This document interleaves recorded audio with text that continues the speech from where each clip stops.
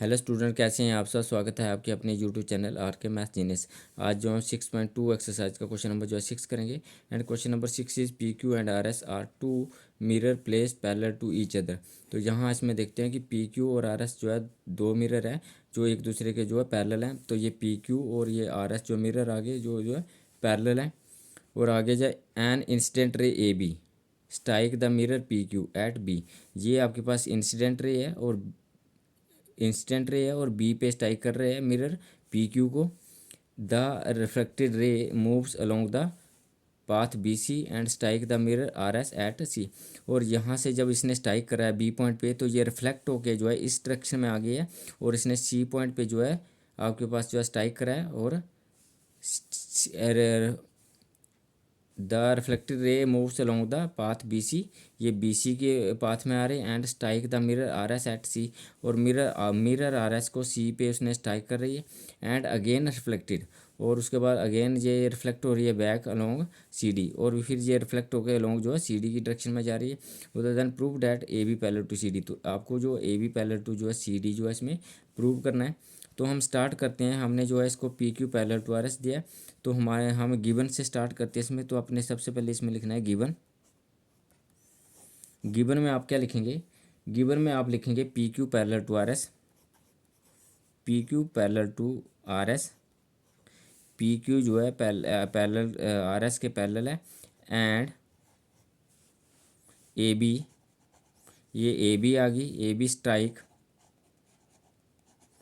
A B strikes the mirror P Q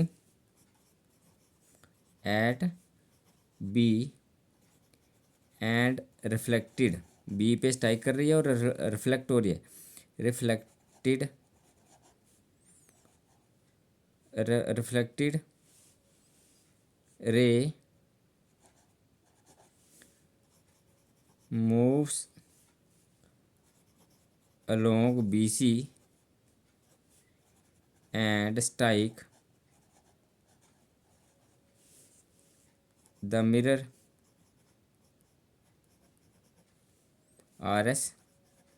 RS mirror को strike करती है at C point पे and again reflects back has C D.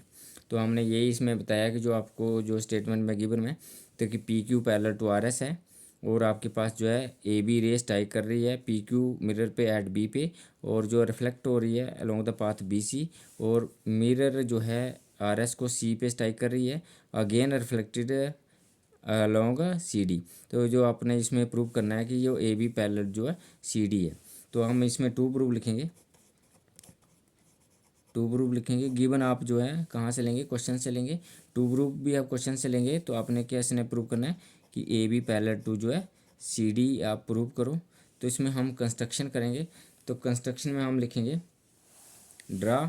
तो यहाँ पे हमने परपेंडिकुलर ड्रॉ करें हैं तो हम लिखेंगे draw B M perpendicular to P Q and C N perpendicular to R S. तो हम लिखेंगे draw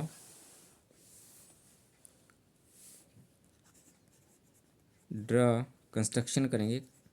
construction draw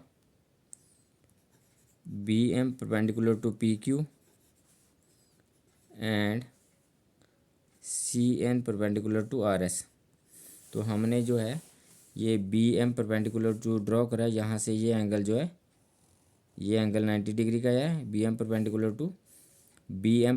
to P Q and C N perpendicular to R S. तो ये एंगल आपका पास जो है ये 90 डिग्री का है। अब हम जो है इसमें प्रूफ करेंगे। तो प्रूफ में हम लिखेंगे we know that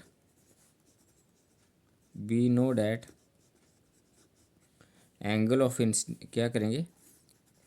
angle of incident is equal to angle of reflection.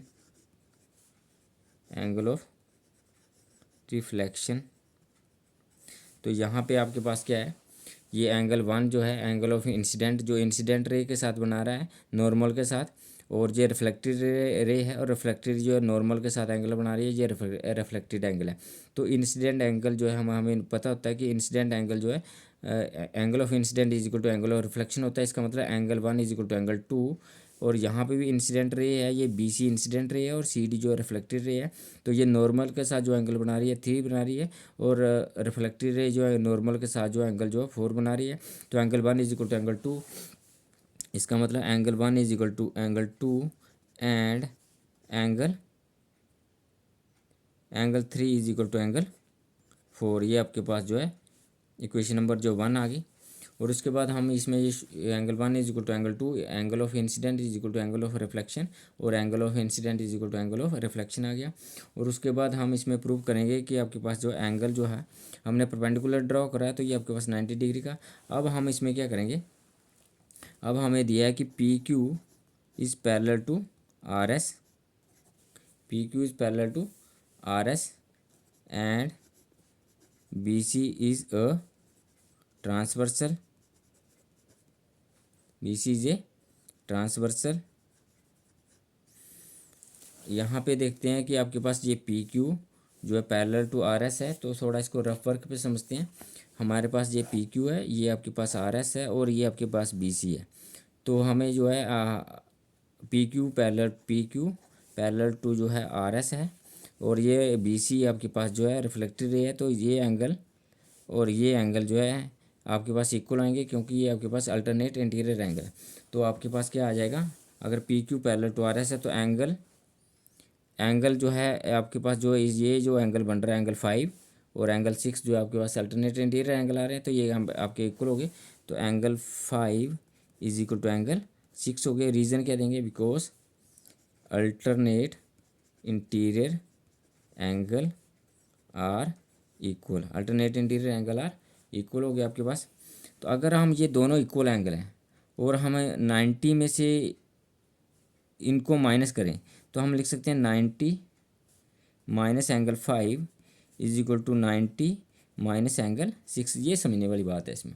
Angle 90 दोनों इक्वल एंगल है, और दोनों 90 में से अगर माइनस करें तो हमारे पास इक्वल अमाउंट आएगा।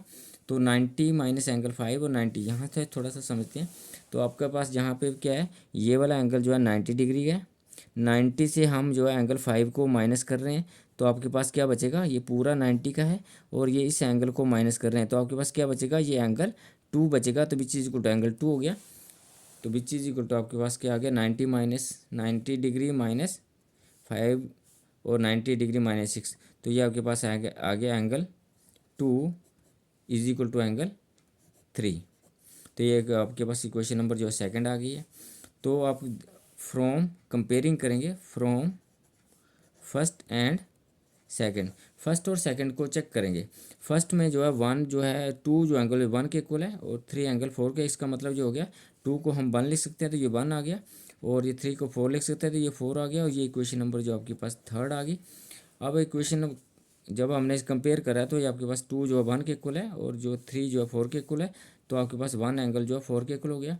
अब हम जो है थर्ड सेकंड और थर्ड को ऐड करेंगे, adding second and third we get. तो हमें क्या मिलेगा, तो एंगल 1 प्लस एंगल 2, 1 और 2 को ऐड कर दिया is equal to angle 3 plus angle 4 हो गया। तो जब हमने सेकंड और थर्ड को ऐड करा तो एंगल 1 प्लस एंगल 2 और एंगल 3 प्लस एंगल 4 हो गया। एंगल 1 और 2 का जो पूरा नाम है, एंगल 1 और ये 2 का जो पूरा नाम है आपके पास जो ये पूरा एंगल आएगा, जिसको हम ए बी सी बोलेंगे। तो which is equal to angle 1 और 2 को बोलेंगे angle A B C is equal to, और एंगल 3 और 4 को जो है पूरा अगर हम नाम देंगे तो ये आपका पूरा एंगल आएगा 3 + 4। तो 3 + 4 को हम एंगल लेंगे बी सी डी। तो हम इसको लिखेंगे angle B C D which is equal to angle B C D. तो ये दोनों एंगल जो हैं,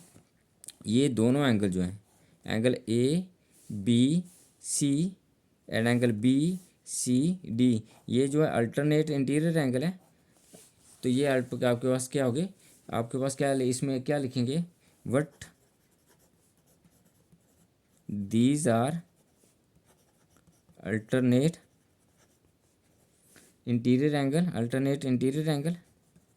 एंगल इट इम्प्लाइज, अगर ये अल्टरनेट इंटीरियर एंगल इक्वल हो गए, अगर ये अल्टरनेट इंटीरियर एंगल इक्वल हो गए, इट कम्स ये लाइन और ये लाइन जो है पैरेलल होंगे, it means A B parallel to C D, it means A B parallel to C D. तो ये आपके पास प्रूव करने को था A B parallel to C D, तो ये आपके पास जो A B parallel to C D prove हो गया।